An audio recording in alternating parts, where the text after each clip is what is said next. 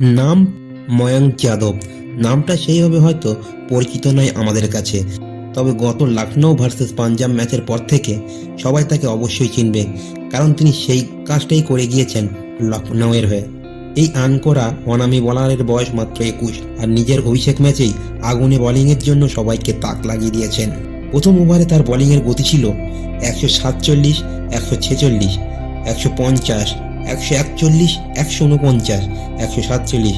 বলতে গেলে তিনি নিজের একার দমে পাঞ্জাবের মুখ থেকে তাদের জয়কে ছিনিয়ে নিয়েছেন। তার গতির কাছে কার্যত মাথা নত করেছিল পাঞ্জাবের ব্যাটসম্যানেরা। তার 4 ওভার বোলিং স্পেলে 9 বার 150 বা তার বেশি গতি ছিল।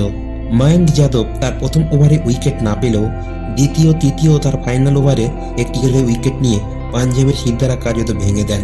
2023 সালেই গৌতম গম্ভীরের হাত ধরে লখনৌয়ে আবির্ভাব হয়েছিল তার, কিন্তু চোটের কারণে সে বছর তিনি খেলতে পারেননি।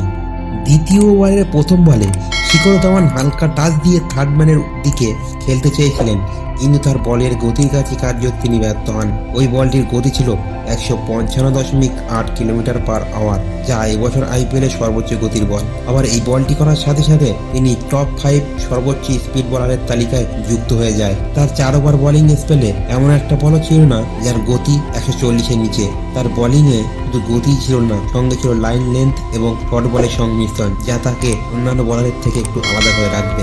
2002 সালে 17 জুন নয়াদিল্লিতে তিনি জন্মগ্রহণ করেছিলেন। তিনি দিল্লির হয়েই ঘরোয়া ক্রিকেট খেলেন।